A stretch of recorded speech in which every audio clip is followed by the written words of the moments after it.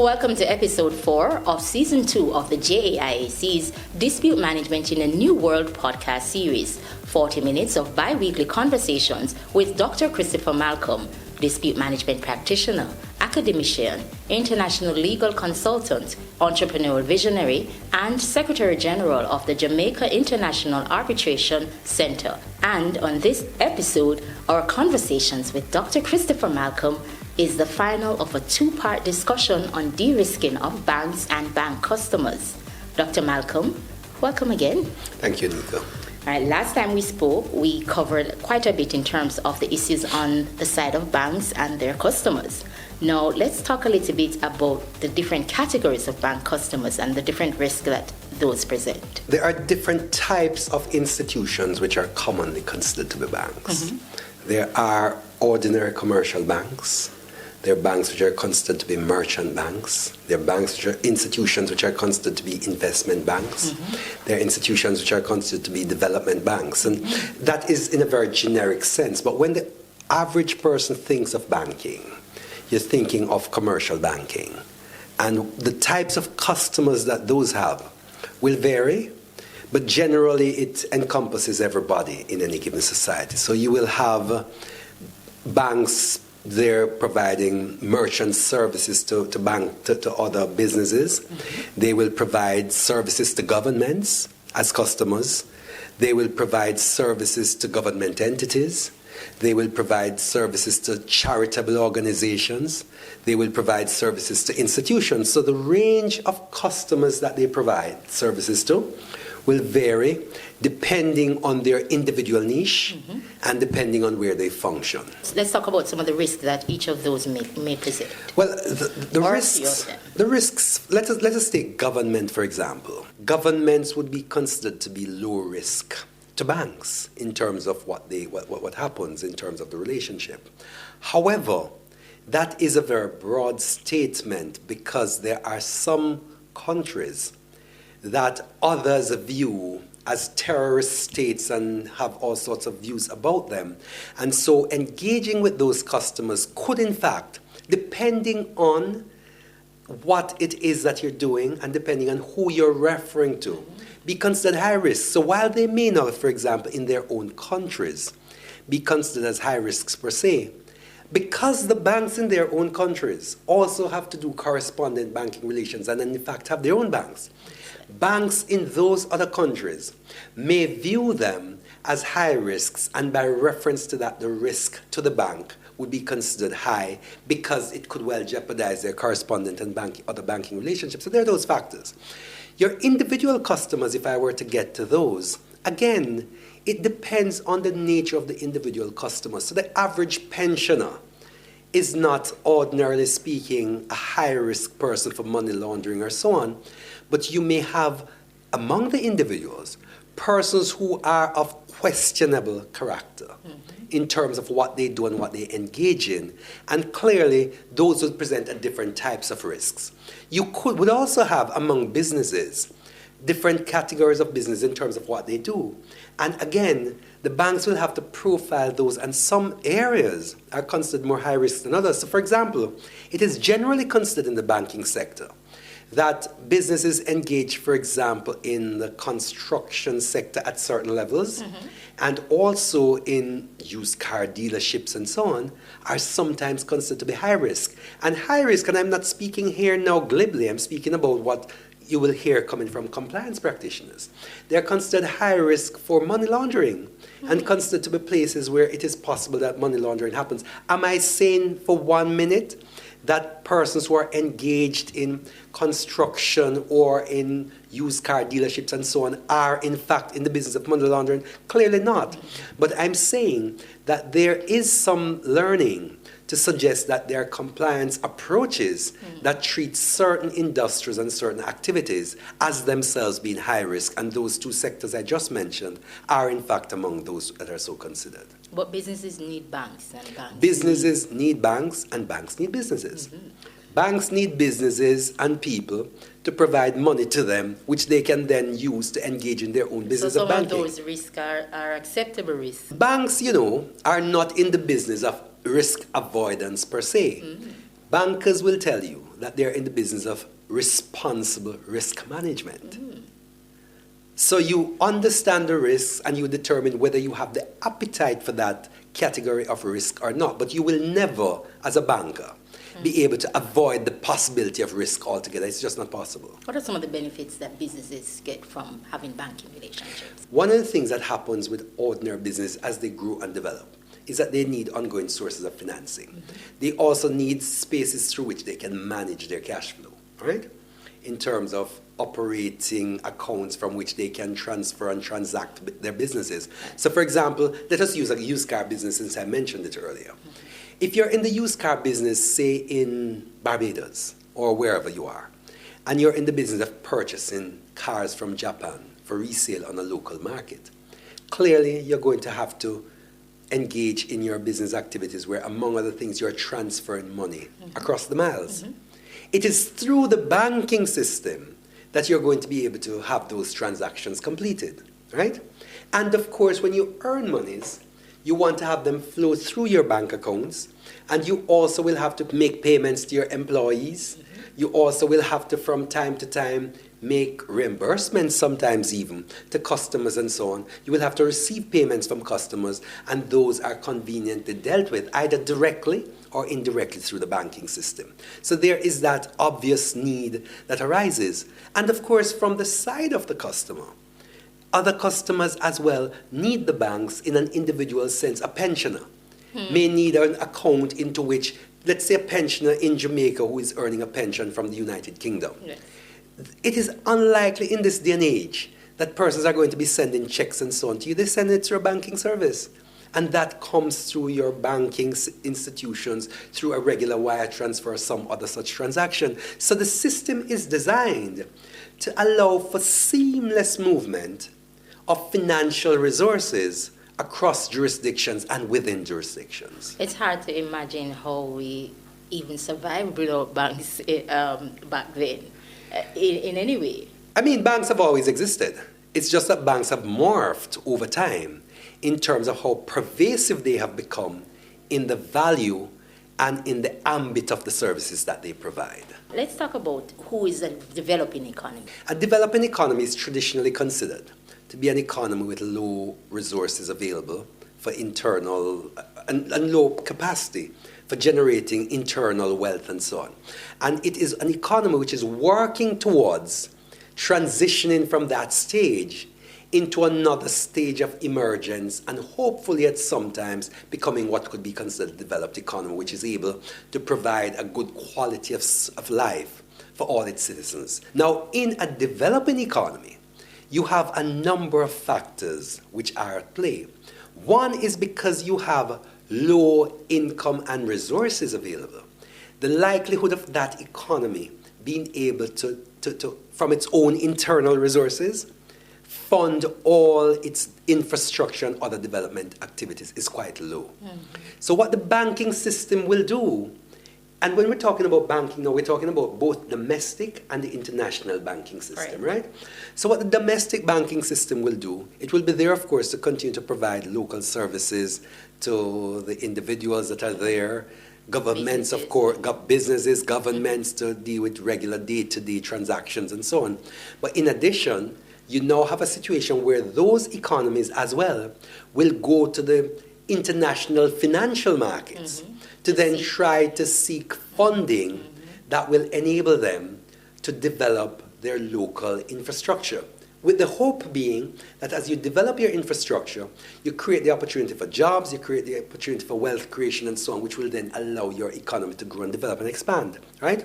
And the banking system is critical to this in terms of what it does by way of intermediation and also what it does in terms of providing access to financing, both from the international as well as from the domestic level. And of course, when you're seeking as a developing country to grow and develop, while you're seeking and looking to the external resources, you're also looking to see how you can develop your own internal resources, including your financial sector resources, that can then allow for greater development of the economy, which is of course being assisted by external resources as well. So in a sense, there is some dependency in a developing economy on developed economies? Developing economies are typically economies that rely on the financial resources and savings of persons in developed economies to fund their own development. It is also true that a lot of the international financial institutions, the World Bank, the IMF, and so on, their major shareholders and persons who have the greatest impact in how their activities are carried out tend to be the major developed countries that influence, being sitting at the real bargaining table, influence decision making and how things are dealt with that can then have spin-off implications for developing economies. Let's talk about the US. How does that now relate to developing countries? Well, the US is in an interesting position in that since the Bretton Woods Agreement back in the 1940s and so on, if we go back that far, long time, we've had a situation where the US dollar has really become, over time, the dominant international currency and the benchmark currency for transactions. So what you find happening is that international trade and transactions related to it tend to be pegged and treated as US dollar transactions. That is changing. It is. And we're seeing more and more, especially with the greater emergence of China, we're seeing a situation where there's some level of imbalance happening and things could change over time in ways that we don't understand yet. But what happens there, because the US, effectively the US dollar is the benchmark international currency, in relation to developing economies, it behoves you, and in fact it is critical that you have some relationship with that economy which will allow for your own economic development. Why? Because you have a situation where all international, the major settlement, netting, and so on of international financial transactions are done in the US dollar, generally speaking, right? The idea of maintaining good correspondent banking relationships is so important because if it is, that your international trade and investment transactions are effectively pegged, in and out of quotes, to the US dollar, and you do not have a relationship with the US banking system, then you are in a very difficult position. There was a former chair of the Federal Reserve Bank of New York who puts it this way. He then said that I shudder to think of the day when external countries or people in other places other than the US could use the US dollar in such a way as to undermine our own economy, right? So they have a position which they're very clear on. The US dollar is a part of our sovereignty, and they have acted in that way, and you cannot fault them for doing that. Because the truth is, if persons were to abuse the use of the US dollar, which then seeks to undermine its value and undermine its import, then that would necessarily have implications for the US. And you need to bear this in mind as well. But the US, because of the importance in international circles of the US dollar as a benchmark currency, the US is perhaps the only jurisdiction that can go about printing money for use and it not have money inflation the way it would in other countries if they go about printing their own currency. Because people are always buying up US bonds and things related to their treasuries and so on because of the importance of it. And it is because the US does that and they're able to do that, it is important for them to maintain the integrity of their own currency because they know that it is the integrity of their own currency that allows a lot of the influence that they are able to use in the international financial markets. And that is something which requires a lot more consideration. And in fact, it is for that reason why the US would be foolish, I would think, and I'm sure they're not, to find themselves in a position where they do anything at all or allow anyone else to do anything that would undermine the significance of their currency. Doc, what are some of the current compliance requirements, still in banking? What are some of the current compliance requirements for banking? The compliance requirements will vary across jurisdictions, but the basic ones that you have, frankly, center around know your customer related to know your data requirements. And what is ordinarily required of banking, wherever you go, is that the regulator wants to know that the banks know who they are dealing with and that they take adequate steps to ensure that the nature of the underlying transactions that their customers engage in are transactions that are legitimate and are not unlikely to be inimical to their own business activities or to the activities of the economy as a whole. So what they will, and in doing that as well, the compliance requirements are geared ordinarily as well to ensuring that the banks maintain what are called good prudential practices. And the prudential practices really are much more accounting in nature, where it's geared to ensuring that the banks are able to operate on a model which allows for the persons, when they require their monies, to be able to get it back. Now, that's a mouthful for this reason, that there is no bank at any given time where if every customer with funds with them were to call on the bank on a given day, they would all be able to get their money back at the same time. The bank would simply go insolvent, plain and simple. So what they do is that there's a model that is applied with an understanding of what they think would be a likely call on any given day, and the banks are required to do that. So the banks, for example, will also be required in the ordinary scheme of things to maintain minimum deposits with their central banks, and those minimum deposits are things which they're not ordinarily able to use, but they are there also with a view to ensuring that there's some prudential protection. In addition to that, there are requirements, in some jurisdictions more heavily enforced than in others, that focus on what we call conduct of business regulation. That is to ensure that the banks deal fairly with their customers, that they engage not looking at more broader systemic issues, but looking at what happens with individual customers and how they treat. Now, I should hasten to add this. The prudential approach to regulation is much more systemic in nature. The approach there is to look to see how is the system functioning as a whole, and what is it doing by way of ensuring that the adequate protections that are necessary are there.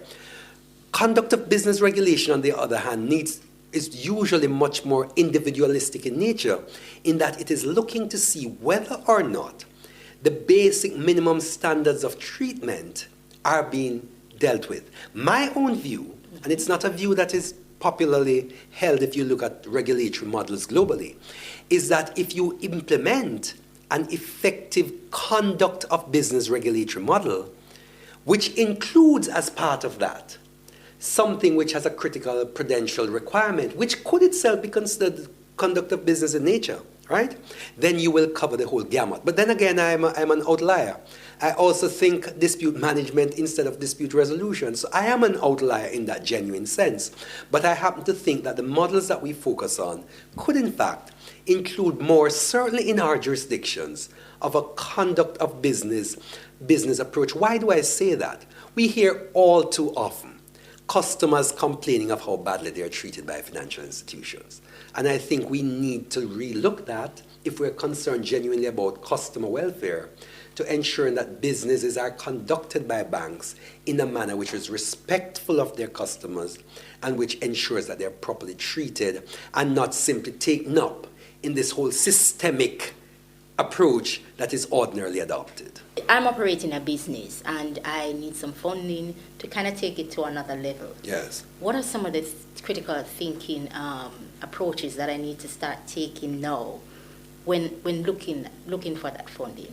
When I'm approaching an investor, what should I be thinking? What should I be concerned with? So your first obligation, quite frankly, in a very general sense, is to start thinking of what do I need to do to ensure that I develop what would be considered a bankable project, so that when I take it to a bank to seek financing by reference to it, the bank will say, well, we see here that you have carefully thought out what the inputs are likely to be, what the cost implications are, how it is that you're going to be able to ensure cost recovery and those sorts of things. And by reference to this project, by basis of how it is thought, by basis of the way the financials and so on have been computed, expectations, of course, we are seeing in this something that we are prepared to associate with. There are other things you want to bear in mind as well. Banks are increasingly as well concerned about things like green projects, which are climate smart projects. You want to ensure as well, when you're thinking of bankability, there are a number of factors that you want to take to the table. Remember, banks operate on the basis of risk, right? So banks will want to look, when you're coming to a bank with a project, they are going to assess that project by reference to risks. And what are some of the typical risks that any project could be susceptible to? A significant one is political risk. Is the project being carried out in a jurisdiction where the government is unstable, or the government is likely to become unstable, and where the regulatory approach adopted by the government and currency-related approach is likely to change on a whim or a fancy? That's a factor to be considered. And I'm not suggesting that in our own jurisdictions we have that, but it certainly is a factor to be considered. Remember, you're going to the bank, So you want to think of what is it that the bank could have in its own mind that I must therefore ensure that when I take my project there, they are likely to say you have given thought to the things that we have in mind and you have answered those questions appropriately. The bank will also want to ensure that beyond political risk, you're looking at basic economic risk. Is the project one which is likely to be viable? Is it project one where a product, for example, will be produced and there will be sufficient off-take persons to buy the product? That is something which is going to have to be mapped out properly. Supply-demand issues and so on come into play. You're going to look at other issues, including, for example, environmental risk. Are you thinking of a project of building something on a seashore that is already being eroded and will be eroded by the time the project starts being built? Environmental and related risks, climatic condition change and so on. Those are risks that are there. Are you thinking of a project which, when you look at it, there is a time-sensitive risk to it, in that it may have been a good project yesterday but will not be good tomorrow? Are those issues there and properly considered? Then, for me, as a dispute management practitioner, and there are several others we could think of along that line, but I'm going to want to think as well of, are the issues relating to dispute management properly considered? And why do I get to that level? I get to the level because it is true that there are instances, far too many, where there are projects or institutions or entities that could go insolvent, not for want of money, but because proper legal arrangements are not in place, including in relation to how disputes are to be resolved.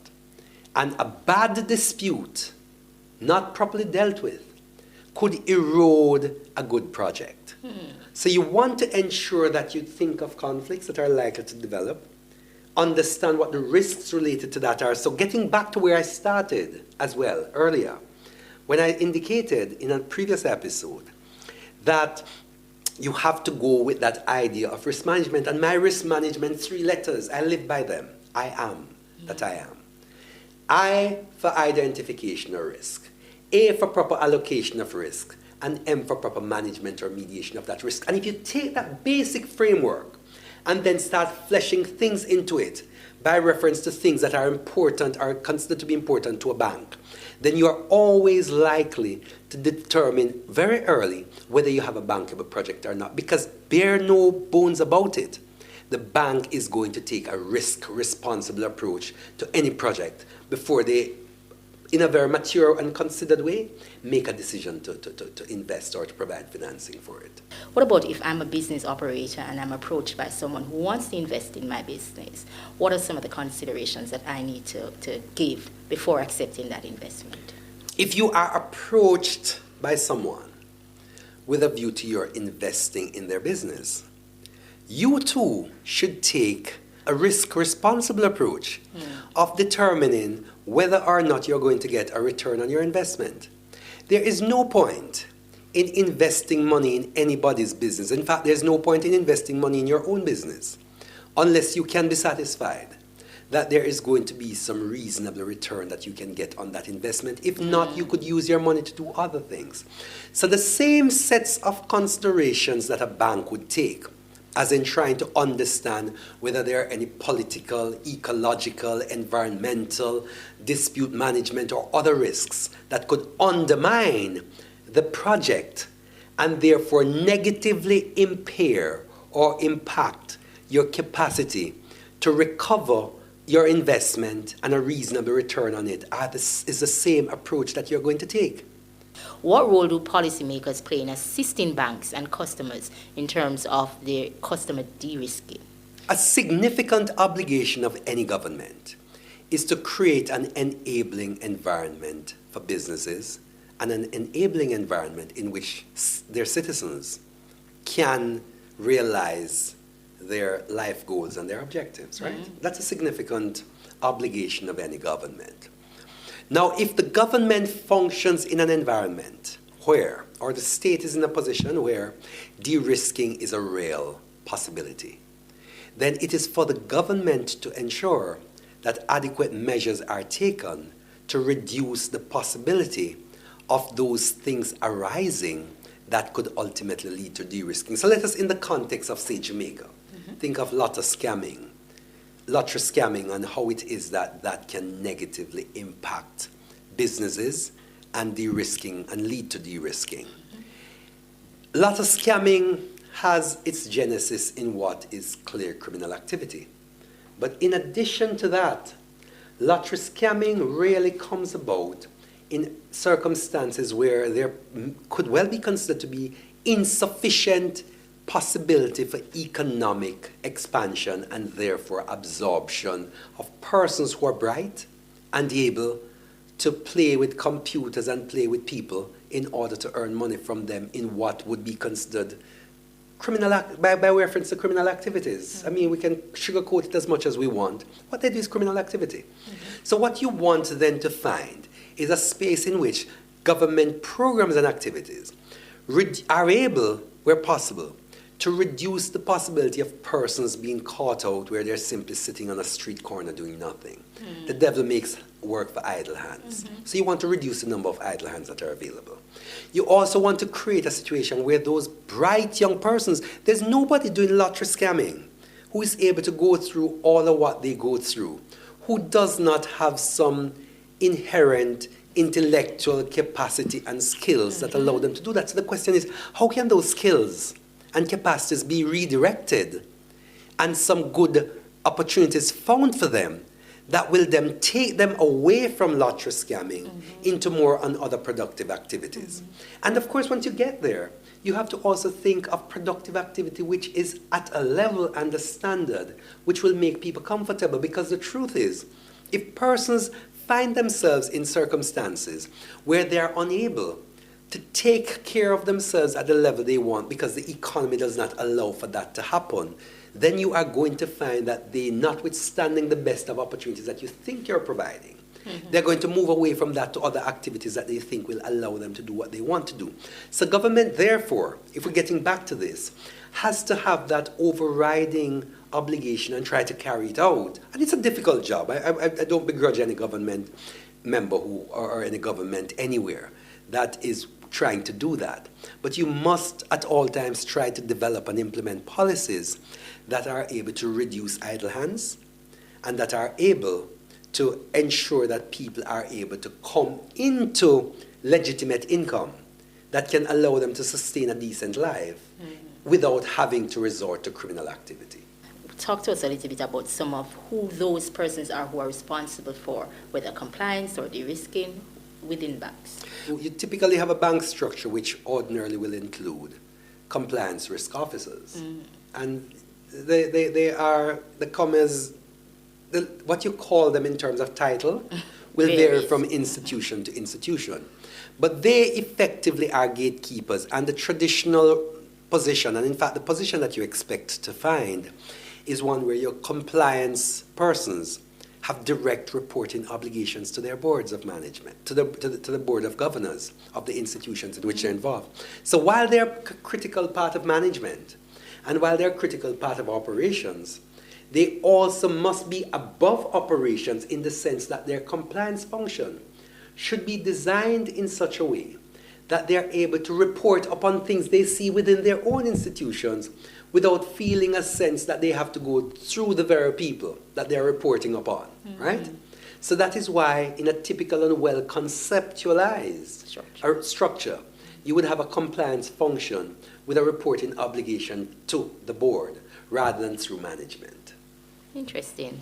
What about those responsible for de-risking? Are those the same person? The de-risking persons, typically it's a compliance function, because it's a compliance persons who will, on a day-to-day basis, a compliance function, it will include typically multiple persons, right? Mm-hmm. Who will be there to be looking at all transactions. So for example, when you seek to open a bank account, and that is why sometimes it takes a little longer than simply a single day, because what will happen is that once the documents are filled out, it is the compliance persons who will now carry out effective due diligence to determine, one, whether the information provided is credible, and whether or not the nature of what it is that the intending customer is purporting to get into is something that the bank has an appetite for. And the compliance persons will then make their report and will make their recommendations as to whether or not this is a customer that should be taken on or not. Mm. So the compliance persons have multiple functions,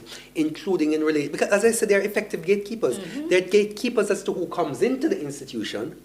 They are also the persons who will, from time to time, make recommendations for de-risking, meaning termination of accounts. Mm-hmm. And they're also the persons who have a critical function relating to, by going to the board, to identify operational and other risks in the institution that could put it at the danger of being itself de-risked. Digital banking. Yes. That has taken a new presence over the last couple of years, especially here in Jamaica. We have a number of banks who have gone full-fledged into digital banking. What are some of the benefits to that from digital banking to customer and bank? The banks that are moving away from traditional and into more digital, into digital space, but you have jurisdictions which are going even further to the point of trying to get rid of cash altogether. China, for example, is well down the wicket in terms of moving to a space where cash will become a thing of the past. And it's interesting and instructive to note that while China is going there, we need to remember that it was China that invented cash in banking anyway. So they are effectively seeking to replace what they in fact invented, in a sense. But what we have to think about there, as you asked about the benefits, once you're online and digital, it is the ease of doing business and transactions can become much easier because you have a footprint which will include the critical information required and makes it much easier, it would be thought, for compliance and due diligence to be conducted, right? So that's there. But it is also true that the moment you create a digital footprint, it is also one of those things where if that footprint is interrupted in a critical way, and you know your hackers and other people getting into it, that creates its own sets of nightmares. And we know people who are trying to recover their identities, for example, because people have stolen them. Yes. And we know persons who it is not difficult in the context of digital space for persons to create all sorts of stories that don't really exist. So the digital space has its many benefits, including for efficiencies, including for speed of doing business and so on.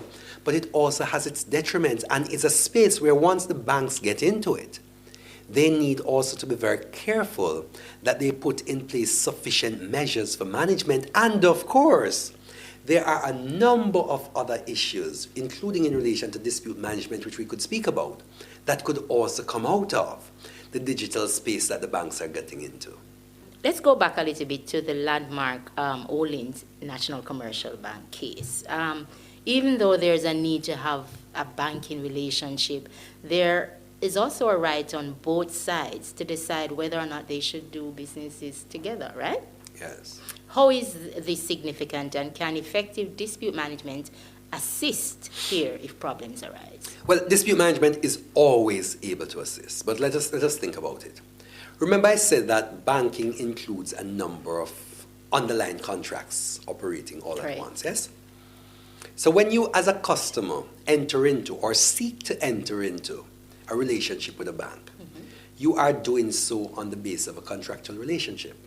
Now, the very essence of a contract is that it must be a voluntary relationship. You can't force somebody into a contract. If you force them into it, then you have taken away the voluntary nature of consent. Yes.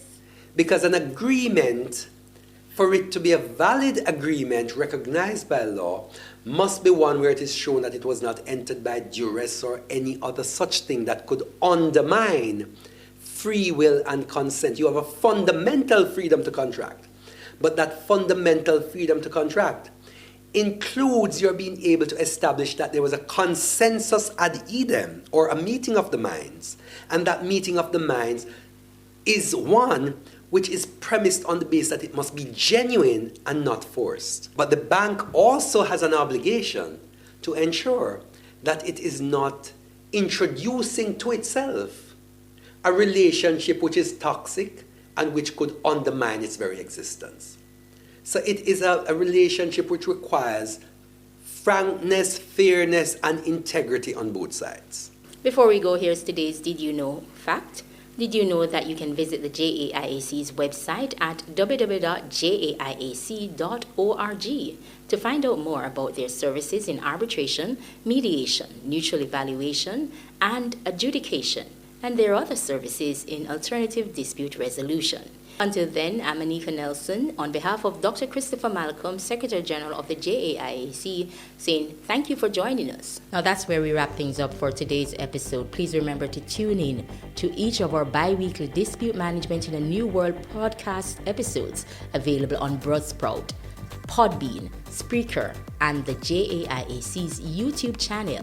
It's sponsored by the JDIC, protecting deposits for you and me. I save because one day my little business is going to be a big deal. Yeah, and I make sure to put away a little something for him. And thanks to JDIC, deposit insurance protection on my savings gone up. You've been upgraded. Deposits held in commercial banks, building societies, and merchant banks are covered under the JDIC deposit insurance scheme up to $1.2 million per depositor per institution. JDIC. Protecting deposits for you and me. I'm your host, Anika, saying on behalf of Dr. Christopher Malcolm, thank you for joining us. Special thanks to ADEB Consultants, consulting engineers in the Caribbean for over 57 years. Regis, Work Your Way, Caribbean Institute of Alternative Dispute Resolution, Wassel & Wassel Arbitrator Services Incorporation, iNeutral Dispute Resolution Made Easy, CP Malcolm Dispute Management Practitioner, and Impact Justice, improved access to justice in the Caribbean. The way we do business has changed. Don't be left behind. Choose a hybrid solution for your workforce. Regis offers furnished, equipped, ready-to-use office space available for days, months, or years. Our fully serviced private office spaces give teams of all sizes an inspiring environment to focus, collaborate, and do their best work. The world is switching to hassle-free hybrid working. Join the revolution. Switch to Regis. Call 876-618-8800 or visit regis.com.jm. That's regus.com.jm.